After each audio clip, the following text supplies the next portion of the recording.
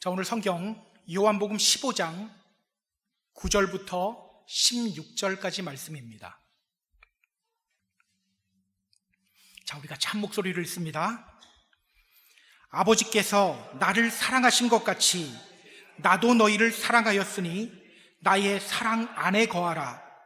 내가 아버지의 계명을 지켜 그의 사랑 안에 거하는 것 같이 너희도 내 계명을 지키면 내 사랑 안에 거하리라. 내가 이것을 너희에게 이름은 내 기쁨이 너희 안에 있어 너희 기쁨을 충만하게 하려 함이라.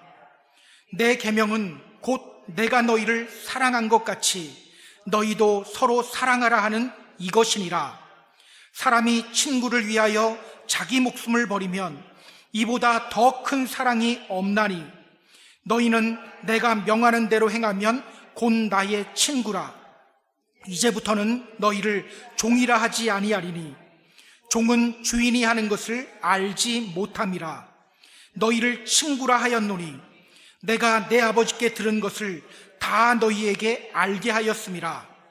너희가 나를 택한 것이 아니요 내가 너희를 택하여 세웠나니 이는 너희로 가서 열매를 맺게 하고 또 너희 열매가 항상 있게 하여 내 이름으로 아버지께 무엇을 구하든지 다 받게 하려 함이라.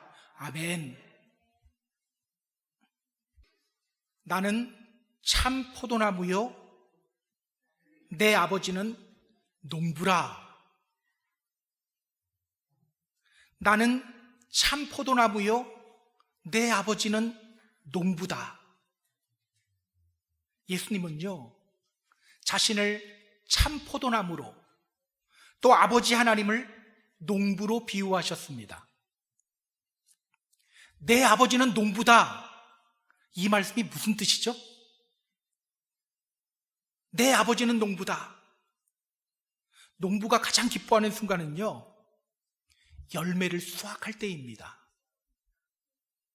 하나님이 농부라는 말씀은요 우리 하나님은 열매를 보며 기뻐하시는 분이라는 뜻이에요.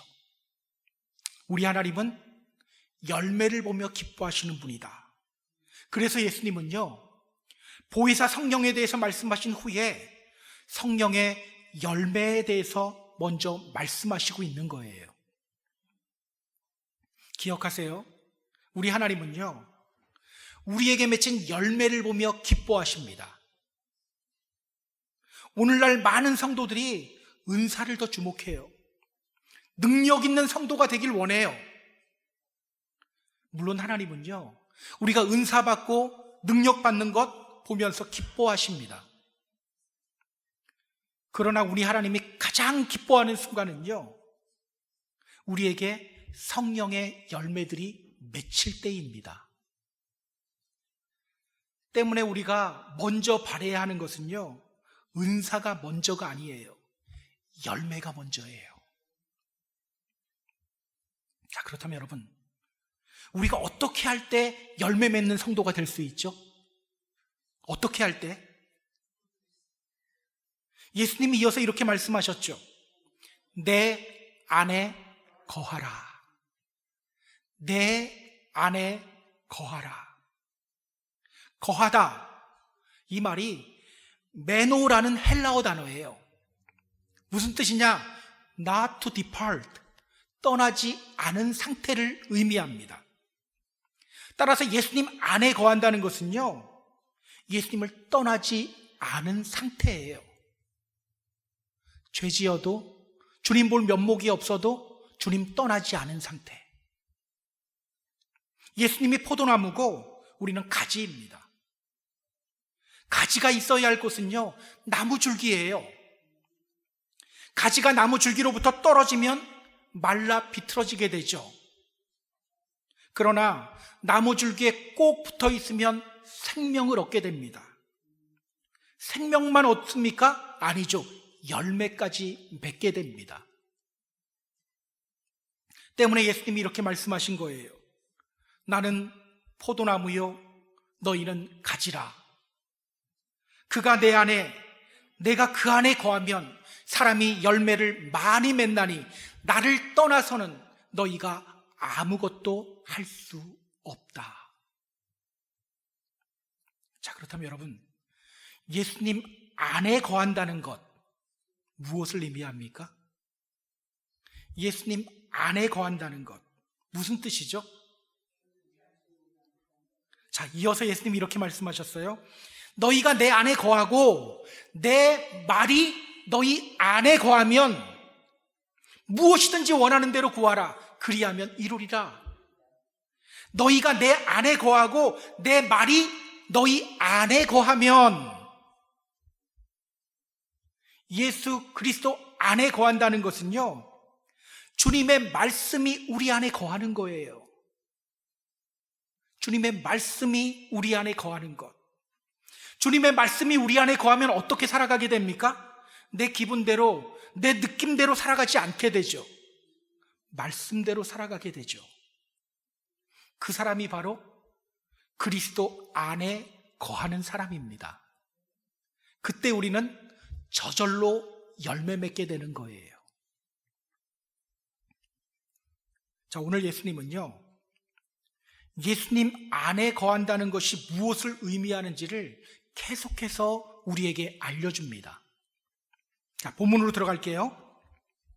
자, 9절 같이 읽습니다. 아버지께서 나를 사랑하신 것 같이 나도 너희를 사랑하였으니 나의 사랑 안에 거하라. 아버지께서 나를 사랑하신 것 같이 나도 너희를 사랑하였으니 나의 사랑 안에 거하라. 주님 안에 거한다는 것은 또 무엇을 의미합니까? 나의 사랑 안에 거하라. 주님 안에 거한다는 것은요, 주님의 사랑 안에 거하는 거예요. 주님의 사랑 안에 거하는 것. 그렇다면 여러분, 이 말이 애매하죠? 주님의 사랑 안에 거한다는 것, 이게 무슨 뜻일까요? 주님의 사랑 안에 거한다는 것, 이것이 무엇을 의미할까요? 아버지께서 나를 사랑하신 것 같이 나도 너희를 사랑하였으니. 예수님이 아버지로부터 사랑받았나요? 받았죠. 예수님이 세례받고 물에서 올라오실 때 하늘에서 이런 소리가 들렸어요. 이는 내 사랑하는 아들이요 내 기뻐하는 자라. 그렇게 아버지 하나님으로부터 사랑받은 예수님은요, 그 사랑으로 제자들을 사랑하셨어요. 요한복음 13장 1절에서 성경은 이렇게 말했습니다. 유월절 전에 예수께서 자기가 세상을 떠나 아버지께로 돌아가실 때가 이른 줄 아시고 세상에 있는 자기 사람들을 사랑하시되 끝까지 사랑하시니라. 세상에 있는 자기 사람들을 사랑하시되 끝까지 사랑하셨다. 예수님은요, 그 사랑을 근거로 지금 제자들에게 이렇게 말하는 거예요. 내 사랑 안에 거해라. 내 사랑 안에 거해라. 마치 사랑하는 사람에게 프로포즈하는 것 같지 않습니까? 아버지께서 나를 사랑하실 것 같이 나도 너희를 사랑해. 그러니 너희는 내 사랑 안에 거하면 돼. 따라서 여러분, 이 말씀, 나의 사랑 안에 거하라, 이 말씀은요, 제자들을 향한 예수님의 프로포즈예요. 또 우리를 향한 예수님의 프로포즈입니다. 내가 너희를 사랑한다. 그러니 내 사랑을 좀 받아줘. 내 사랑을 좀 받아줘. 기억하세요. 주님의 사랑 안에 거한다는 것은요, 우리를 향한 주님의 사랑을 외면하지 않는 거예요. 주님으로부터 사랑받는 존재라는 것을 깨닫는 거예요. 그리고 그 사랑 안에서 살아가는 겁니다. 여러분은 지금 주님으로부터 큰 사랑받고 있는 존재라는 것을 알고 있나요? 정말 알고 계셔요? 자, 우리 점검해야 돼요. 내가 지금 주님으로부터 사랑받고 있다는 것을 아는 사람에게 나타나는 특징이 있어요. 그게 뭘까요? 자, 10절 같이 읽습니다. 내가 아버지의 계명을 지켜 그의 사랑 안에 거하는 것 같이 너희도 내 계명을 지키면 내 사랑 안에 거하리라. 내가 아버지의 계명을 지켜 그의 사랑 안에 거하는 것 같이 너희도 내 계명을 지키면 내 사랑 안에 거한다. 주님의 사랑 안에 거한다는 것은요, 주님의 계명을 지키는 거예요. 앞에서도 예수님이 이렇게 말씀하셨죠. 너희가 나를 사랑하면 내 계명을 지키리라. 요한복음 14장 15절에서 말씀해 주셨어요. 너희가 나를 사랑하면 내 계명을 지킨다. 자기 마음대로 살아가는 사람이 있어요. 제가 그 사람에게 물었어요. 당신은 주님을 사랑하십니까? 그런데 되게 기분 나빠하더라고요. 기분 나빠하면서 이렇게 말해요. 나는 주님 사랑합니다. 누가 뭐래도 나는 주님 사랑합니다. 그런데 여전히 자기 마음대로 살아가요. 그렇게 말로만 주님 사랑한다고 하는 것이 주님 사랑 안에 거하는 것이 아니라 주님의 계명을 지키는 것이 주님의 사랑을 받고 주님 사랑 안에 거하는 거예요. 때문에 여러분, 주님으로부터 사랑받고 있다는 것을 아는 사람은요, 주님의 계명을 지켜요. 주님의 계명을 지킵니다. 오늘 우리가 지켜야 할 계명이 뭘까요? 오늘 우리가 지켜야 할 계명. 자, 여기서 우리가 짚고 넘어가야 하는 것이 있어요. 여러분, 율법과 계명의 차이를 아세요? 율법과 계명. 많은 분들이 율법과 계명을 같은 걸로 봐요. 그런데요, 율법과 계명은 달라요. 영어로도 율법은 law라고 하고요, 계명은 commandment입니다. 성경도요, 율법과 계명을 따로 분리해요. 마태복음 22장을 보면요, 한 바리새인 율법사가 예수님께 이렇게 묻습니다. 선생님, 율법 중에서 어느 계명이 큽니까? 율법 중에서 어느 계명이 큽니까? 율법과 계명을 따로 분리하죠. 자, 그렇다면 여러분, 율법과 계명의 차이가 뭘까요? 야, 이거 아무한테나 안 알려주는 건데 여러분들에게 제가 특별히 알려드리겠습니다. 계명이라는 말은요, 헬라어로 엔톨레라는 말이에요. 엔톨레, 이 단어는요, 엔이라는 단어와 텔로스라는 단어가 합쳐진 말이에요. 엔, 이 말은요, 인이라는 뜻이 어디 안에. 텔로스라는 말은요, end, 끝이라는 뜻이에요. 따라서 계명이란 가장 끝에 있는 명령, 가장 중요한 명령이라는 뜻입니다. 자, 율법은요, 헬라어로 노모스라는 단어입니다. 이 단어는요, 네모라는 단어에서 나왔는데요, 이런 뜻이에요. parcel something out. 무엇을 나누다, 분배하다라는 뜻이에요. 자, 하나님이 이스라엘에게 10가지 계명 주셨죠. 그것을 뭐라고 합니까? 10계명. 10율법이 아니라 10율, 발음이 이상하네요. 예. 10계명. 자, 그 계명을 나누고 쪼개서 세부 조항으로 만들고 추가한 것이 바로 율법이에요. 예를 들어 볼까요? 하나님이 이런 계명을 주셨습니다. 안식일을 기억해서 거룩하게 지켜라. 10계명 제4계명이죠. 이 계명을 근거로 유대인들이요, 여러 가지 조항들을 만들었어요. 안식일에는 불 켜지 마. 안식일에는 1마일 이상 걷지 마. 무거운 거 들지 마. 이런 것들이 율법이에요. 그렇다면 여러분, 계명과 율법 중 무엇이 더 중요합니까? 당연히 계명이죠. 우리는요, 여러분 계명 지켜야 합니다 라는 말 들으면 주일 성수가 먼저 생각나고 전도와 봉사가 먼저 생각나요. 그래서 주일 성수 열심히 하고 교회를 위해 봉사하고 헌신하는 나를 보면서 나는 하나님 사랑 안에 거하고 있구나, 이렇게 생각해요. 그런데 그것은 율법의 범주이지 계명은 아니죠. 성경은 이렇게 말합니다. 율법의 행위로는 의롭다 하심을 얻을 육체가 없다.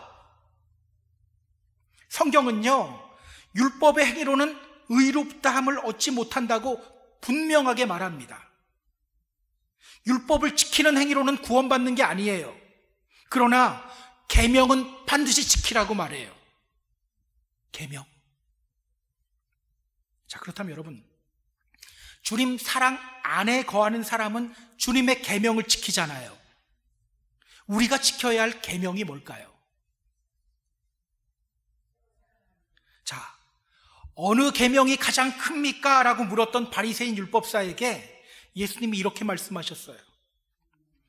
너 마음을 다하고 목숨을 다하고 뜻을 다하여 주 너희 하나님을 사랑하라 하셨으니 이것이 크고 첫째 되는 계명이요, 둘째도 그와 같으니 내 이웃을 내 자신같이 사랑하라. 우리가 반드시 지켜야 하는 계명은요, 하나님을 사랑하고 이웃을 사랑하는 겁니다. 이것을 실천하는 사람이 주님 사랑 안에 거하는 사람이에요. 그래서 12절을 보면요, 예수님이 이렇게 말씀하십니다. 12절 같이 읽습니다. 내 계명은 곧 내가 너희를 사랑한 것 같이 너희도 서로 사랑하라 하는 이것이니라. 내 계명은 곧 내가 너희를 사랑한 것 같이 너희도 서로 사랑하라 하는 이것이니라. 여러분, 다시 물을게요. 주님 사랑 안에 거하고 있나요? 대답이 갑자기 적어졌잖아요. 하나님을 사랑하고 이웃을 사랑하고 있나요? 오늘 우리의 문제는 뭐냐면요, 하나님을 사랑한다고는 말을 해요. 근데 이웃은 잘 사랑하지 못해요. 나는 정말 하나님을 사랑해라고 말하는데 믿음의 공동체 안에 있는 다른 형제 자매들을 사랑하지 못할 때가 많아요. 여러분, 그 이유가 뭘까요? 사랑하고 싶잖아요. 잘 안 되잖아요. 그 이유가 뭘까요? 자, 9절 다시 보세요. 자, 사랑이 어디에서 어디로 흘러가는지를 잘 봐야 됩니다. 제가 다시 읽어드릴 거예요. 사랑이 어디에서 어디로 흘러가는지를 찾으세요. 아버지께서 나를 사랑하신 것 같이 나도 너희를 사랑하였으니 나의 사랑 안에 거하라. 제가 12절도 읽어드릴게요. 내 계명은 곧 내가 너희를 사랑한 것 같이 너희도 서로 사랑하라 하는 이것이니라. 자, 사랑이 어디에서 어디로 흘러가고 있습니까? 하나님 아버지로부터 아들 예수 그리스도로, 또 예수 그리스도로부터 나에게로, 그리고 나로부터 어디로 흘러가야 된다? 이웃에게로. 그러니까 사랑은요, 내가 만들어내는 게 아니라 아버지 하나님을 통해 예수 그리스도에게로, 예수님을 통해 나에게로, 그리고 나를 통해 이웃에게로 흘러가야 되는 거예요. 내가 만들어내는 것이 아니라 흘러가야 되는 거예요. 하나님이 사랑이고요, 하나님으로부터 오는 거예요. 와서 흘러가는 거예요. 그렇다면 여러분, 왜 우리가 사랑하지 못합니까? 왜 사랑하라는 명령이 왜 이렇게 부담스러운 명령이 되었나요? 순서가 바뀌었기 때문이죠. 순서가 바뀌었기 때문이에요.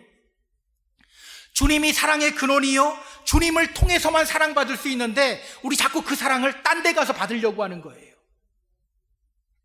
그리고 내 노력으로 내가 다른 사람들 사랑하려고 하다 보니까 실패하게 되는 거죠. 여러분, 물은요, 위에서 아래로 흘러야지 편하게 흘러요. 그런데 물을 거꾸로 퍼올리려고 하다 보니까 너무 힘든 거예요. 한두 바가지 퍼올리다가 포기하는 거예요. 내 노력으로 하다가 결국은 포기하는 겁니다. 자, 그렇다면 여러분, 다른 사람을 사랑해야 된다는 걸 알아요. 근데 잘 안 돼요. 그때는 뭘 하면 됩니까? 그래, 더 사랑하려고 노력하자. 됩니까? 안 되죠. 하나님과 나의 관계를 먼저 점검해 봐야 되는 거예요. 나는 과연 하나님을 온전히 믿고 있는가? 나는 정말 하나님의 사랑을 느끼고 있는가? 하나님과 나의 관계가 회복되면 사랑하게 되어 있어요. 제가 예전에 알던 청년 중에 아버지를 정말 싫어하는 청년이 있었어요. 그 청년이 저에게 자주 했던 말이 있어요. 저는 아버지 죽이고 싶어요. 이 말을 한두 번이 아니라 계속 하는 거예요. 그런데 그 청년이 하나님을 믿고 은혜 받았어요. 그러자 먼저 어떤 게 회복되냐면 아버지와의 관계가 회복됩니다. 아버지가 변해서 관계가 회복된 게 아니에요. 그 청년이 주님의 은혜를 경험하자 아버지와의 관계가 회복된 거예요. 저는요, 이러한 일이 우리 가운데서도 일어나게 되었으면 좋겠어요. 주님의 이름으로 부탁드립니다. 먼저 주님 사랑 안에 거하시기 바랍니다.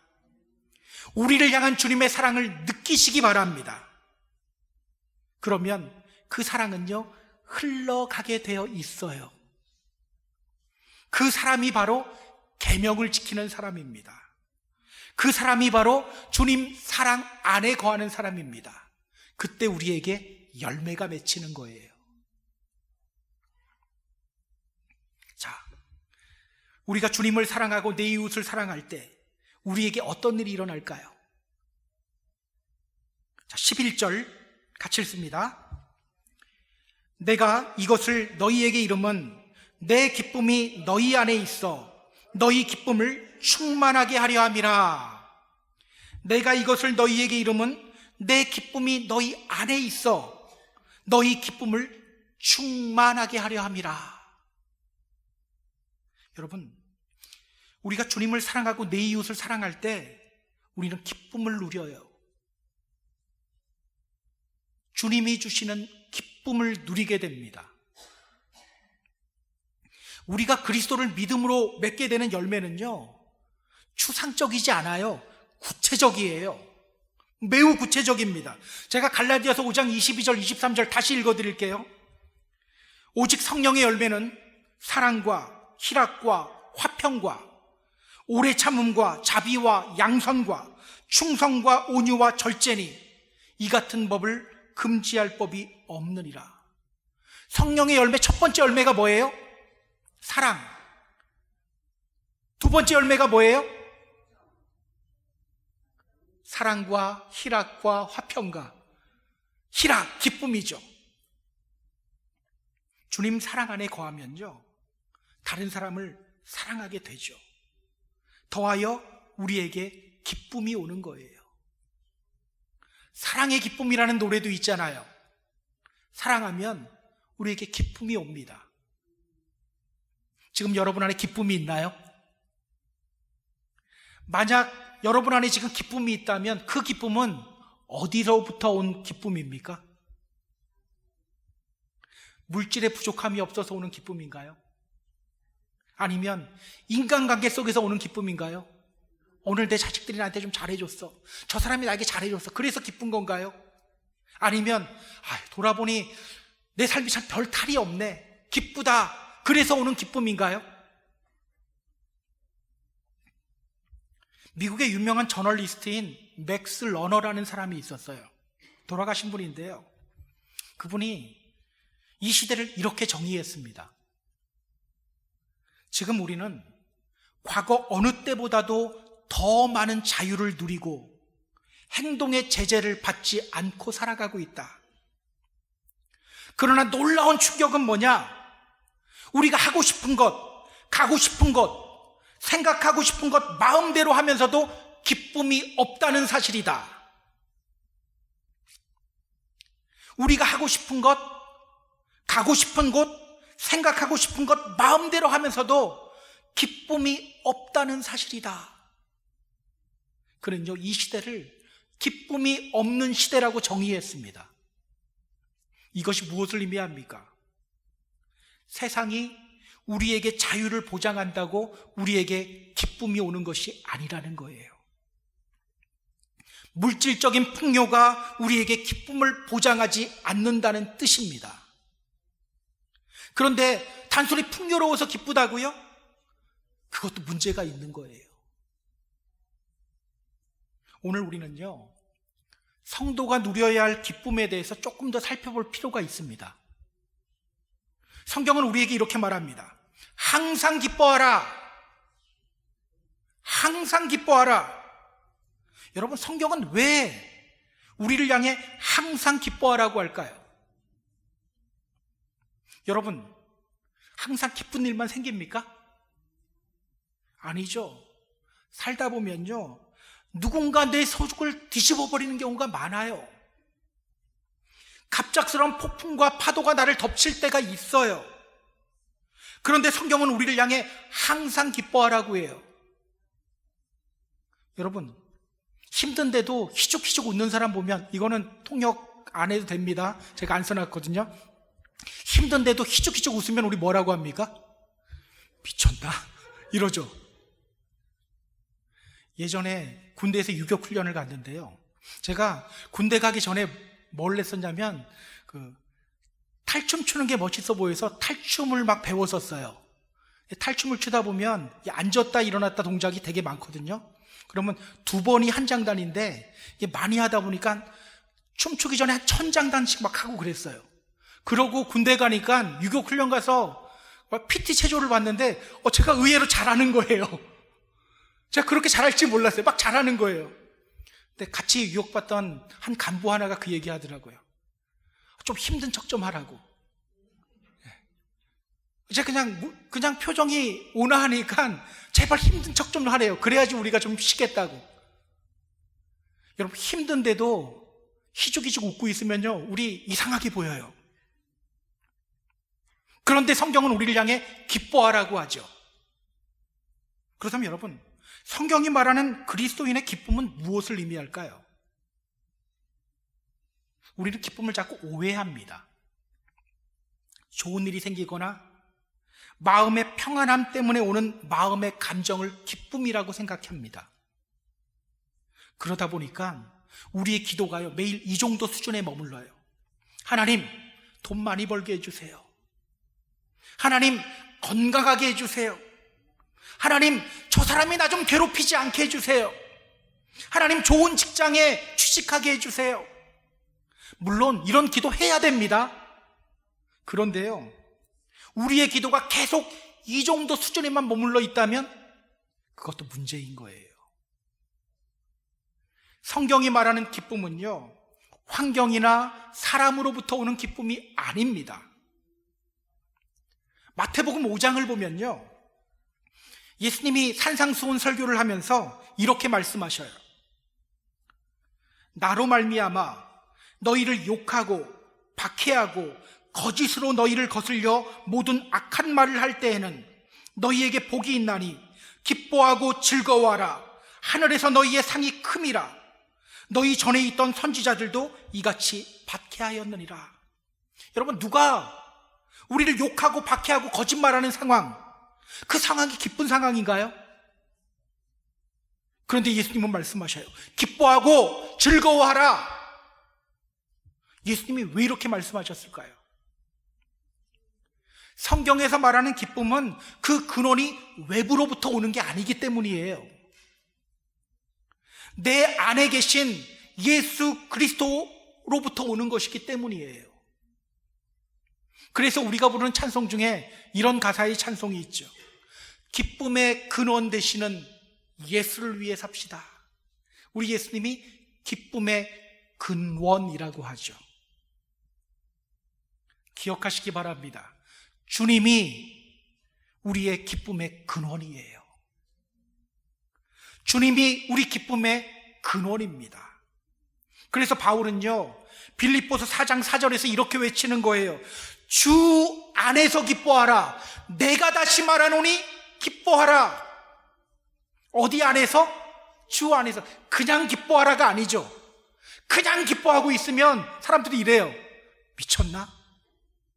그냥 기쁨이 아니에요. 주 안에서 누리는 기쁨입니다. 오늘 여러분이 누리는 기쁨의 근원 무엇입니까? 성경을 보면요, 답답한 상황 속에서도 기쁨을 고백했던 사람이 나와요. 얼마 전에도 제가 이분 이야기를 했어요. 누구냐? 하박국 선지자예요. 하박국 선지자는 이렇게 외칩니다. 비록 무화과 나무가 무성하지 못하며 포도나무에 열매가 없으며 감람나무에 소출이 없으며 밭에 먹을 것이 없으며 우리의 양이 없으며 외양간에 소가 없을지라도 나는 여호와로 말미암아 즐거워하며 나의 구원의 하나님으로 말미암아 기뻐하리로다. 당시 그는요, 남유다의 멸망을 봤어요. 남유다의 멸망을 보면서 그는 뼈가 썩어 들어가는 것 같은 고통을 느꼈어요. 그러나 이내 그는 노래합니다. 무화과 나무 잎이 마르고 포도 열매가 없으며 감람나무 열매 그치고 논밭에 식물이 없어도 우리의 양떼가 없으며 외양간에 송아지 없어도 난 여호와로 즐거워하리. 난 여호와로 즐거워하리. 난 구원의 하나님으로 인해 기뻐하리라. 갑자기 막 찬양하고 싶어지죠. 찬양 한번 해볼까요? 무화과 나무 잎이 마르고 포도 열매가 없으며 감람나무 열매 그치고 논밭에 식물이 없어도 우리의 양떼가 없으며 외양간 송아지 없어도 난 여호와로 즐거워하리. 난 여호와로 즐거워하리. 난 구원의 하나님을 인해 기뻐하리라. 아멘. 스바냐 선지자도요, 구원의 하나님을 묵상할 때 이렇게 노래합니다. 너의 하나님 여호와가 너희 가운데 계시니 그는 구원을 베푸실 전능자시라. 그가 너로 말미암아 기쁨을 이기지 못하시며 너를 잠잠히 사랑하시며 너로 말미암아 즐거이 부르며 기뻐하시리로다. 이것도 갑자기 막 찬양이 부르고 싶어지죠? 집에 가서 하세요. 저는 오늘 우리의 삶을 한번 돌아봤으면 좋겠어요. 내 기쁨의 근원은 주님인가? 나는 정말 주님으로 인해 기뻐하고 있는가? 나는 정말 구원의 하나님으로 인해 기뻐하고 있는가? 주님 믿는데도 내 얼굴은 항상 인상 쓰고 있고 얼굴 표정은 굳어진 상태는 아닌가? 오늘 주님이 주시는 기쁨을 회복하는 저와 여러분이 되었으면 좋겠습니다. 주님 안에 거하면 이 기쁨이 회복됩니다. 주님의 계명, 하나님을 사랑하고 이웃을 사랑하면 이 기쁨이 회복됩니다. 자, 이제 예수님은요, 예수님이 제자들을 얼마나 사랑하시는지를 그들에게 알려줍니다. 자, 13절, 14절 보세요. 13절, 14절. 예수님이 계속해서 말씀하십니다. 같이 읽습니다. 사람이 친구를 위하여 자기 목숨을 버리면 이보다 더 큰 사랑이 없나니 너희는 내가 명하는 대로 행하면 곧 나의 친구라. 사람이 친구를 위하여 자기 목숨을 버리면 이보다 더 큰 사랑이 없나니 너희는 내가 명하는 대로 행하면 곧 나의 친구라. 성경 잘 봐야 돼요. 사람이 친구를 위하여 자기 목숨을 버리면 이보다 더 큰 사랑이 없다. 이 말씀이 무슨 뜻일까요? 너희도 친구를 위해 너희 목숨 버려야 돼, 이런 뜻 아니에요? 이 말씀은요, 너희도 친구를 위해 목숨 버려라, 그러면 가장 큰 사랑 실천하는 거다, 이거 강조하는 말씀이 아니에요. 예전에 우리 아이, 첫째 아이가 태어났는데 그 아이를 보면서 목숨 버릴 것 같은 거예요. 근데 크면서 속썩이니까 쏙 들어가더라고요. 자, 사실 헬라어 성경을 보면요, 사람이란 단어가 없어요. 그러니까 예수님이 이렇게 말씀하시고 있는 거예요. 자기의 친구를 위하여 자기 생명을 버리는 자, 그보다 더 큰 사랑을 한 자가 없다. 자기의 친구를 위하여 자기의 생명을 버리는 자, 그보다 더 큰 사랑을 하는 자가 없다. 자기의 친구를 위하여 자기 생명을 버리는 자, 누굽니까? 맞아요. 바로 이어서 예수님이 제자들에게 이렇게 말씀하시죠. 너희가 나의 친구야. 조금 있으면 예수님은요, 그들을 위하여 십자가 위에서 죽음을 당하셔요. 따라서 자기의 친구를 위하여 자기 생명을 버리는 자는 예수님을 가리킵니다. 자, 그렇다면 여러분, 오늘 이 말씀, 사람이 친구를 위하여 자기 목숨을 버리면 이보다 더 큰 사랑이 없나니 너희는 내가 명하는 대로 행하면 곧 나의 친구다. 이 말씀을 통해 예수님이 지금 강조하는 게 뭡니까? 내가 너희를 그만큼 사랑해. 예수님이 그만큼 제자들을 사랑하신다는 것을 강조하고 있는 거예요. 제자들을 향한 예수님의 사랑은 친구를 위하여 목숨을 버리는 가장 큰 사랑이라는 것을 강조하고 있는 거예요. 이 부분을 묵상하는데요, 예전에 봤던 영상 하나가 떠올랐습니다. 그 영상의 배경은요, 한 도개교입니다. 도개교가 뭐냐면요, 평소에는 이게 다리가 닫혀져 있어서 자동차나 기차가 이 위로 지나가고 배가 지나갈 때는 다리를 이렇게 들어 올려서 이쪽으로 배가 지나가는 그런 다리입니다. 그 영상 속에는 아버지와 아들이 등장해요. 그 아버지는 그 다리를 관리하는 관리인입니다. 아들이 아버지 주위에서 열심히 뛰어놀고 있어요. 얼마의 시간이 지났을까? 멀리서 기차 한 대가 오는 소리가 들려요. 아버지는 다리를 닫기 위해서 레버를 잡습니다. 그런데요, 레버를 당기려고 하는 순간 그는 기계 틈 사이에 끼어 있는 자신의 아들을 발견해요. 레버 당기면 아들이 죽어요. 만약 그가 레버를 당기지 않으면 기차가 추락해서 수백 명의 사람들이 죽어요. 그는 고민합니다. 그리고 결국은 레버를 당겨요. 그리고 영상 속 카메라는 어디를 비치냐면 기차 속 사람들의 모습을 비칩니다. 어떤 사람들은 웃고 떠들고 있어요. 어떤 사람들은 책을 읽고 있어요. 어떤 사람들은 무표정으로 창밖을 그냥 바라보고 있어요. 카메라가 그 사람들을 비춰요. 그리고 그 카메라가 다시 아버지를 비춥니다. 그 아버지는 죽은 아들을 끌어안고 울부짖고 있어요. 자, 성경은 이렇게 말하죠. 자기 아들을 아끼지 아니하시고 우리 모든 사람을 위하여 내주시니가 어찌 그 아들과 함께 모든 것을 우리에게 주시지 아니하겠느냐. 성경은요, 그 기차 안에 타고 있는 사람들, 웃고 떠들고 책 보고 창밖 보면서 그냥 가고 있는 사람들, 그 사람들이 바로 우리라고 말하고 있는 거예요. 우리는요, 그렇게 아버지 하나님으로부터 큰 사랑을 받은 사람들입니다. 저는 우리가 주님으로부터 이렇게 큰 사랑을 받고 있는 사람이라는 것을 꼭 기억했으면 좋겠어요. 그리고 주님의 사랑 외면하지 않고 주님 사랑 안에 거하는 저와 여러분이 되었으면 좋겠어요. 여러분, 종과 친구의 차이가 뭘까요? 종과 친구의 차이가 뭘까? 15절 보시기 바랍니다.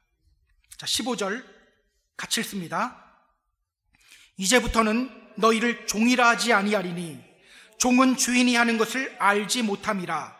너희를 친구라 하였노니 내가 내 아버지께 들은 것을 다 다 너희에게 알게 하였음이라. 종은요, 주인의 뜻과 계획을 알지 못해요. 그냥 복종할 뿐이에요. 그러나 친구는 서로를 알아요. 그가 무엇을 원하는지, 그에게 어떤 계획이 있는지를 알아요. 그래서 여러분, 우리가 주님의 친구가 되잖아요. 기도의 내용이 달라져요.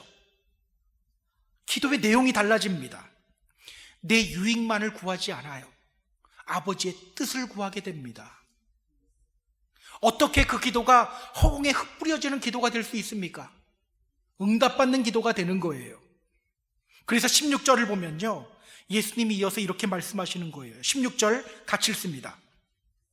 너희가 나를 택한 것이 아니요 내가 너희를 택하여 세웠나니 이는 너희로 가서 열매를 맺게 하고 또 너희 열매가 항상 있게 하여 내 이름으로 아버지께 무엇을 구하든지 다 받게 하려 함이라. 내 이름으로 아버지께 무엇을 구하든지 다 받게 하려 함이라. 기도가 응답되는 복까지 덤으로 받죠. 이것이 바로 우리가 주님 사랑 안에 거할 때 우리에게 오는 변화입니다. 사람들은 말해요. 사랑이 사람을 변화시킨다. 맞는 말이죠. 그런데 오늘 성경은 뭐라고 말합니까? 주님의 사랑이 너를 변화시킨다. 주님의 사랑이 너를 변화시킨다. 주님의 사랑이 나를 변화시켜요.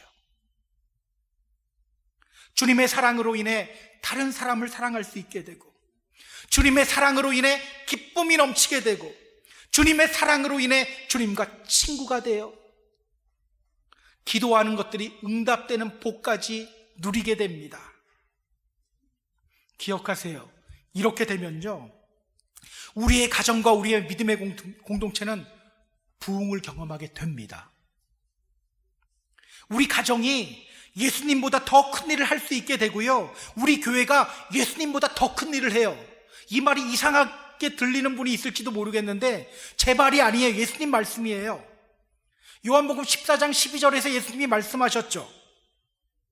내가 진실로 진실로 너희에게 이르노니 나를 믿는 자는 내가 하는 일을 그도 할 것이요 또한 그보다 큰 일도 할 것이다. 실제로 주님의 제자들은요, 예수님보다 큰 일을 했어요.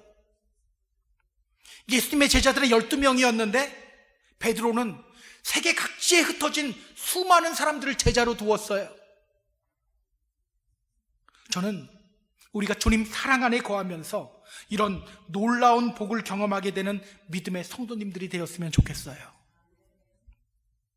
이제 말씀을 정리하겠습니다. 사랑하는 펜사콜라 한인교회 성도 여러분, 혹시 오늘 주님이 나를 얼마나 사랑하시는지 잘 느껴지지 않는 분 있나요? 상황이 힘들거나 나 자신이 실망스러울 때 우리는요, 솔직히 주님 사랑 잘 느끼지 못해요. 그러나 주님은요, 오늘 지금 이 시간 우리를 향해 말씀하십니다. 내가 너를 사랑한다. 내가 너를 사랑한다. 너는 죄인이지만 내가 너를 사랑한다. 너는 그냥 숨만 쉬어도 돼. 나는 너 사랑해. 너가 대단하지 않아도 돼. 그냥 숨만 쉬어도 돼. 나는 널 사랑해. 우리를 향한 그 음성을 듣는 저와 여러분이 되었으면 좋겠습니다. 혹시 지금 여러분의 눈이 다른 곳을 향하고 있다면 주님을 향해 돌리시기 바랍니다. 주님의 사랑을 느끼며 그 사랑 안에 거하시기 바랍니다. 그 사랑으로 형제를 사랑하고, 그 사랑으로 기쁨을 회복하고, 그 사랑으로 주님의 친구가 되는 저와 여러분이 되었으면 좋겠어요. 그렇게 주님 안에 거하며 열매 맺는 그리스도인, 아버지 하나님을 기쁘시게 하는 저와 여러분이 되기를 주님의 이름으로 축복합니다. 축복합니다.